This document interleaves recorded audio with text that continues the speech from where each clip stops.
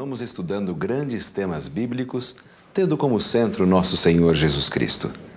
Os sinais dos tempos indicam que estamos vivendo nas cenas finais da história deste mundo. Aproxima-se a última noite na Terra. Hoje estudaremos sobre a volta de Jesus. Tem as profecias do livro de Apocalipse, né?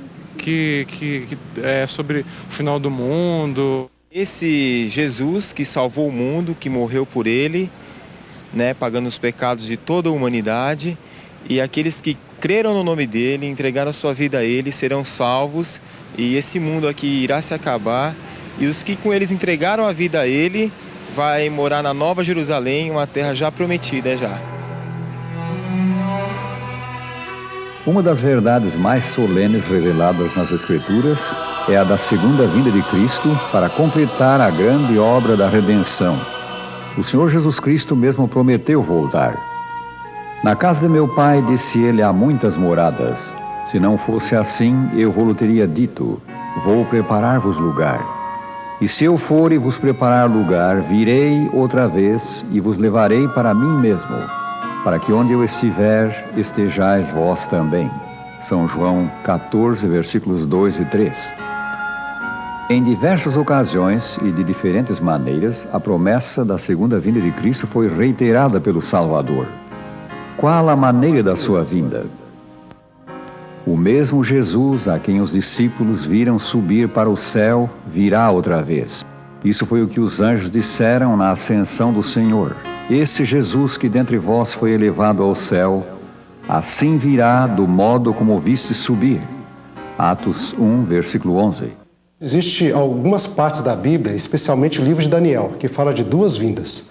Em Daniel capítulo 2, fala da vinda de Cristo no final da história humana. Depois de todos os reinos, descreve todos os reinos que iriam suceder desde os dias de Daniel até o final dos tempos. E diz então que ele viria, o Messias, no final para estabelecer o reino de Deus de uma vez por todas. Então isso só no final da história humana. No entanto, o capítulo 9 de Daniel fala que o Messias viria para morrer por nós, para pagar os pecados, para trazer perdão, cerca de 490 anos depois do exílio babilônico. Ora, como o exílio babilônico acabou por volta do ano 500, ali tem uma certa cronologia, um pouquinho, a partir do ano 457 se começa a contar esse tempo, ali mostra que ele viria por volta do ano 27 a 30 da nossa era, da era comum, a era cristã. E exatamente o que aconteceu, Jesus veio essa primeira vez para morrer, e voltará, segundo Daniel 2, no final da história humana, para poder estabelecer o reino de Deus na terra. A meiga criancinha de Belém, nascida da Virgem Maria, é o Cristo vindouro. Esse mesmo Jesus é que virá outra vez.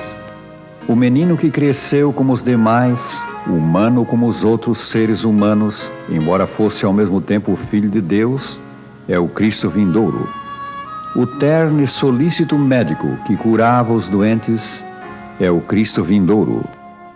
O varão de dores que por nós suportou a afronta, o opróbrio da cruz, é o Cristo vindouro. O Filho de Deus, crucificado por nossos pecados para nos prover salvação, é o Cristo vindouro. O Cristo ressurrecto, o vencedor da morte, é o Cristo vindouro. Jesus voltará de maneira corpórea, pessoal, visível a todos os homens.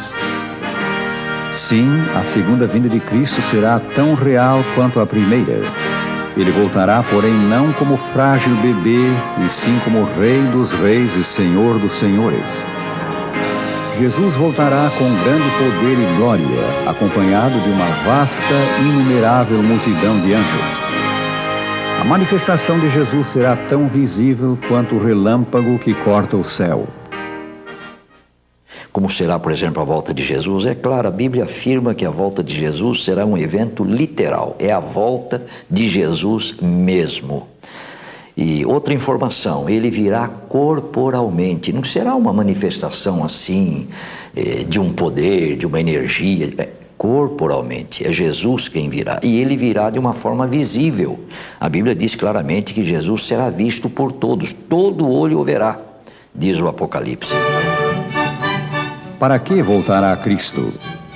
Na sua segunda vinda, os justos que estiverem mortos ressuscitarão. Porquanto o Senhor mesmo, escreveu São Paulo, dada a sua palavra de ordem, ouvida a voz do arcanjo e ressoada a trombeta de Deus, descerá dos céus, e os mortos em Cristo ressuscitarão primeiro. 1 aos Tessalonicenses 4:16. Abrem-se as sepulturas e criancinhas são levadas aos braços de suas mães pelos anjos. A segunda vinda de Cristo traz alegria aos justos.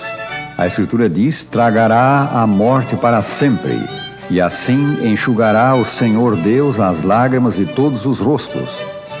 Naquele dia se dirá: eis que este é o nosso Deus em quem esperávamos, e ele nos salvará.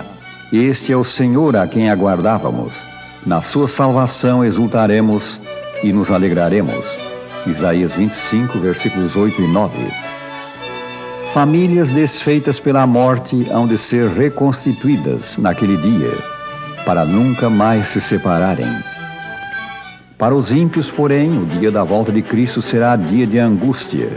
Os reis da terra, diz São João, os grandes, os comandantes, os ricos, os poderosos, e todo escravo e todo livre se esconderam nas cavernas e nos penhascos dos montes, e disseram aos montes e aos rochedos: caí sobre nós e escondei-nos da face daquele que se assenta no trono e da ira do Cordeiro.